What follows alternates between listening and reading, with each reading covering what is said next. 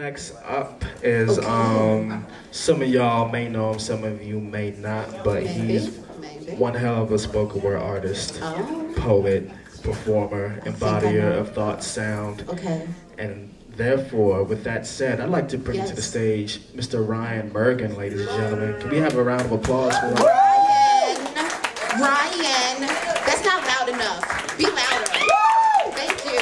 You know what I'm saying? Boom. This guy. Hello, y'all. How you doing? Fine. How are you? That fucking sucked. I said, how you doing? Good. I think I got the mic Jamal was burping on. All right, let's try this.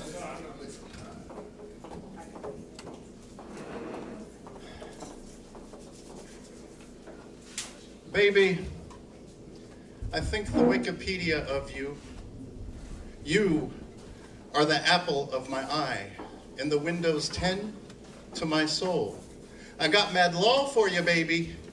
For you, there will always be a space in my database. Like Geneva Newbold, you are my true type.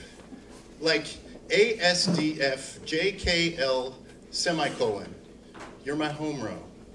My icon, you are resident in my memory. This email has opened up a very large attachment to you, and you make my kernel panic. And I just knew as our first night together at the Start Bar blossomed that my algorithm was going to get you, that you'd let me lift your permissions and loosen your security settings. And when you finally did choose to enable my macro, you discovered that anytime you access my PowerPoint, I will excel until you say word, because I am not micro. And for you, baby, I damn sure am not soft, because you are such a Firefox that anytime I Google your Yahoo, I just want to rub my Facebook between your Twitters and bing, bing, bing, YouTube like an Amazon. I want to make your .com, I want to make your .org while I slip you the .biz. But recently, baby, my Outlook has been crashing upon the vista of us. So we gotta chat. I mean, are you keyboard? Because every time I ping you, you're never around. I keep getting this 404 error, says, you cannot be found, and being away from you, megahertz. It terabytes. So if you've been feeling compressed, just warn me, because I know that sometimes I need my space and you need your space, but let's face it, you never visit my space anymore. You know, I thought you could be my Wi-Fi. I thought we had a connection, but you must be public and unsecure, because just today I found out I got a virus. There's open source all over my disk. So tell me, baby, who slipped you the worm? How could you do that to me with a Mac? I think I'm gonna Earl. Oh wait, let me get this right. You were sharing your folder with a Mac on the download and you didn't use a firewall? Well, I hope it was a quick time. You know, I'll bet you let him see colon. Now look. There ain't no way that you can undo the cut that you pasted on my heart, so I'm just gonna have to give you the cold reboot and restore with my backup. Because there ain't no way for me to allow this process to complete. There's only 3 words left for a user like you, baby. Control, Alt, Delete.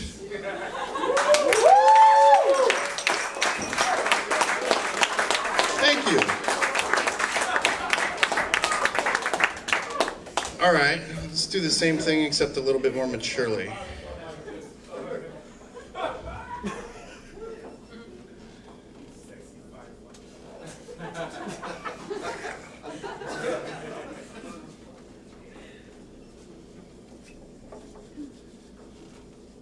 She is my heavenly body. Hot as Venus, cool as Neptune, able to handle my Mercury, and it took us a long time to ease into our orbits together. Love is lucky. It is astronomically lucky that despite the vastness of the universe, you can find your spheres going roughly the same speed and direction at the same time in the same place, that you become captivated by the mutual pull of each other's presence. So attracted together that it feels like it is falling, and there are big bangs and supernovas that can strengthen our orbits, and we became Saturns when we decorated each other with rings. And for a while, we tried to bring our heavens home to Earth. And for a while, it was Eden, but there was Mars in our orbits. And the god of war can cause you to angrily misfire rockets that stay up there forever, just pinballing around, smashing even the sturdiest aspirations of our origami satellites into shrapnel that swirls around us. And we are pockmarked from the debris of being too close. And orbits can become influenced by supermassive things, and black holes can nudge even eternal doppelgangers apart. She is my heavenly body, but the distance has gotten too far. The attraction has grown too weak. I eclipsed her when she wanted to shine, and consequently there is no warmth as I find myself clinging solely to the weight of her gravity as she works up the escape velocity to tell me that she needs space. Cold, dark, unforgiving space, when suddenly you watch her as you recede from her horizon on this unplanned trajectory, and she becomes dark moon. You hope it's just a phase as you watch for a sliver of light that she may shine again for you, leading you ever further into space. Past the red-eyed storm of Jupiter, you find yourself coldly out on Uranus, and further on, even past that, you become lonely, forsaken, misunderstood Pluto, having now once belonged to her solar system, only to be removed from the list, and further on, even past that, into the vast nothingness of the asteroid field. And it is out there among the dust and the dark matter that you wonder if it was ever really worth flying so close to the sun. But then it dawns on you that you spin differently for having known her. Your core burns hotter, your mantle still influenced by the phantom of her proximity, as the wobble that she left you reeling with begins to straighten out, and the ice-cold certainty with which you knew that you would freeze to death begins to thaw. You find yourself gracefully pirouetting once more into the limitless horizon of an infinite cosmos as she disappears into a heart-shaped hole among the stars, a place you point to and tell others, she was my heavenly body. But make no mistake about it, she was never my sun. She only reflected my light.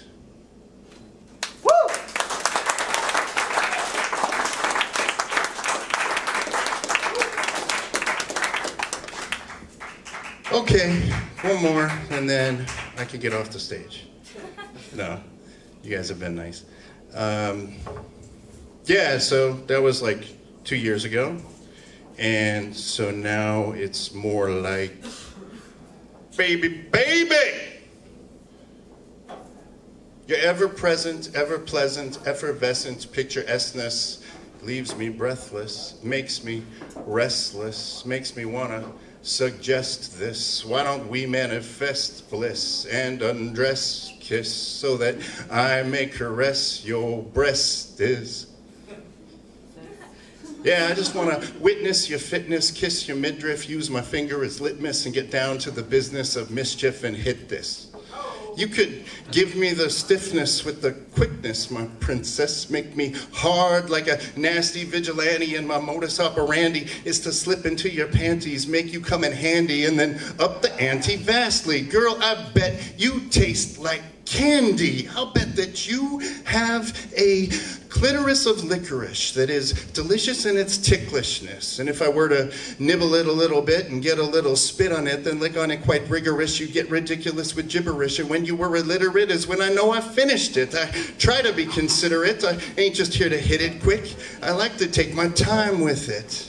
Because you are such a cute, hot fuss, your beauty corrupts. Look in my eyes, let me pupil your lust. Teach me to reach the place where you gush. Let your uterus tutor us.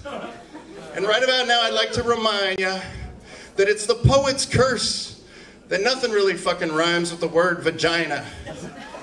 However, baby, as long as you ain't squeamish, You can be my Venus when my penis gets between us, just as long as you are amenable to the majestical spectacle of my delectable testicles. They're damn near identical, but the set is collectible, and I don't show them to every girl, but you are highly selectable.